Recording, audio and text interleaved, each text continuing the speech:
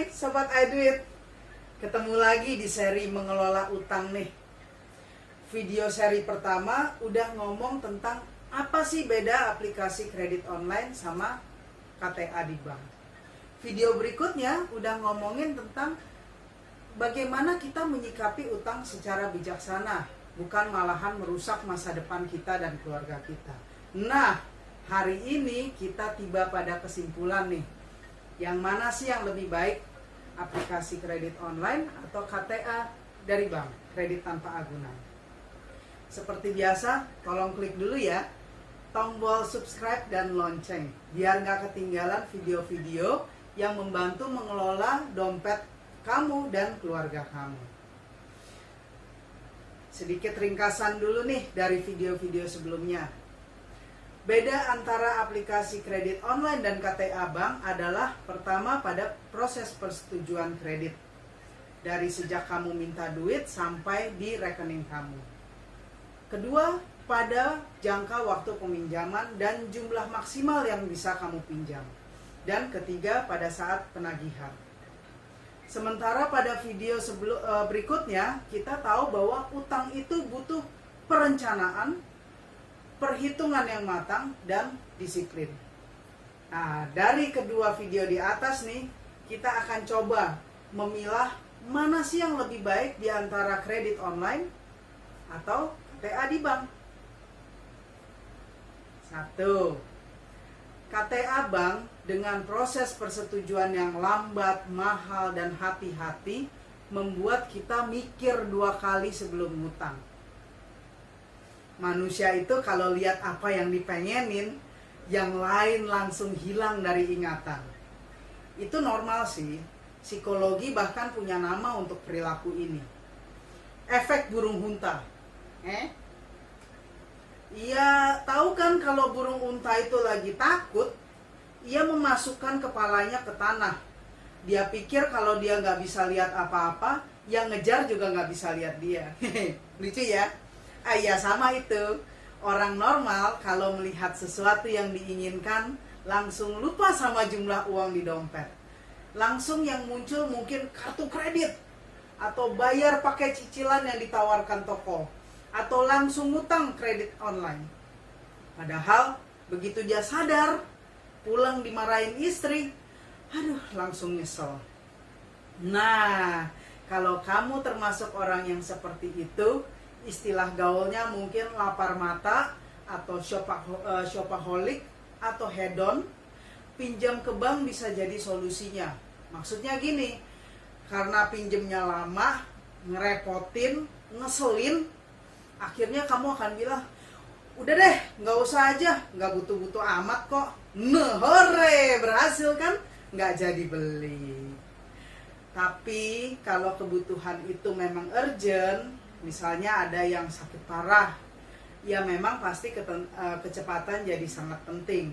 Ini saatnya aplikasi kredit online jadi sangat berguna. Nah, yang kedua, lihat kebutuhan kamu. Apakah kebutuhan kamu itu sifatnya produktif? Maksudnya gini, apakah pinjaman yang kamu mau itu bisa digunakan untuk menghasilkan uang yang lebih banyak? Biasanya kebutuhan yang sifatnya produktif itu membutuhkan waktu yang lebih lama. Misalnya seorang pensiunan pengen punya modal untuk berbisnis secara freelance, atau pegawai yang istri atau suaminya butuh modal untuk jadi driver ojek online, atau yang sekarang musim adalah orang muda ingin membangun bisnis startup. Nah, bisnis kan tidak selalu langsung jos, langsung untung, langsung melesat di awal ya. Ya syukur-syukur sih kalau bisa langsung hokinya gede gitu. Tapi karena tidak, malah lebih banyak tidak, kamu ingin pinjaman yang sifatnya lebih jangka panjang. Dalam kasus-kasus seperti ini, KTA bank merupakan opsi yang lebih baik daripada aplikasi kredit online.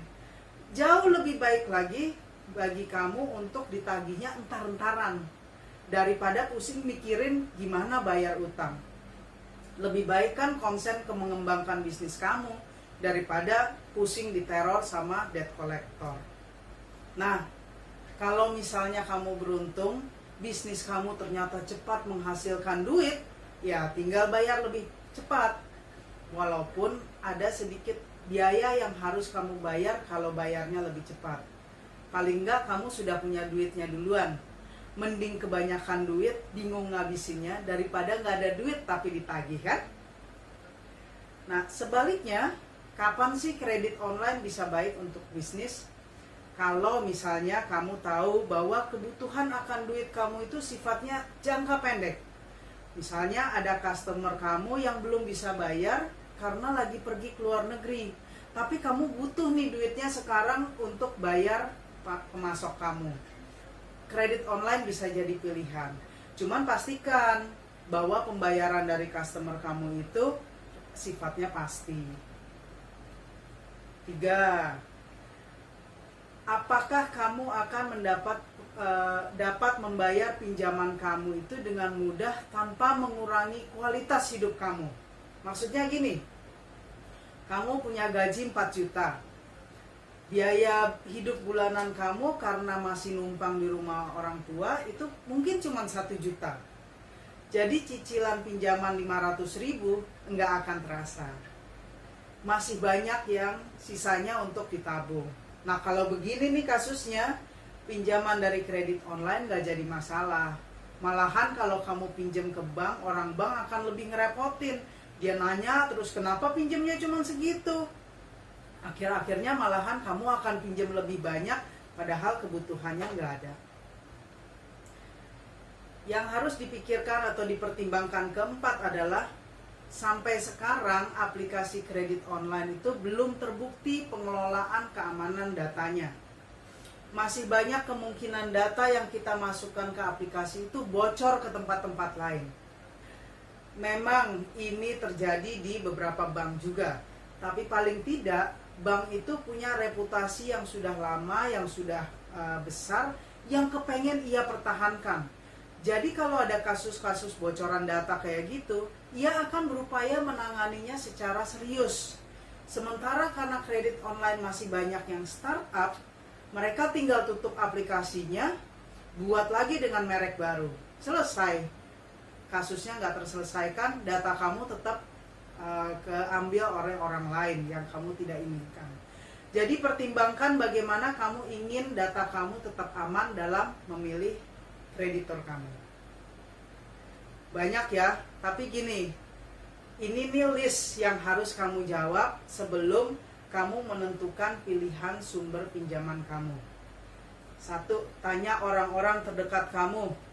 Kamu orangnya impulsif nggak? Terlalu cepat ambil keputusan tanpa pikir panjang, terutama urusannya soal duit.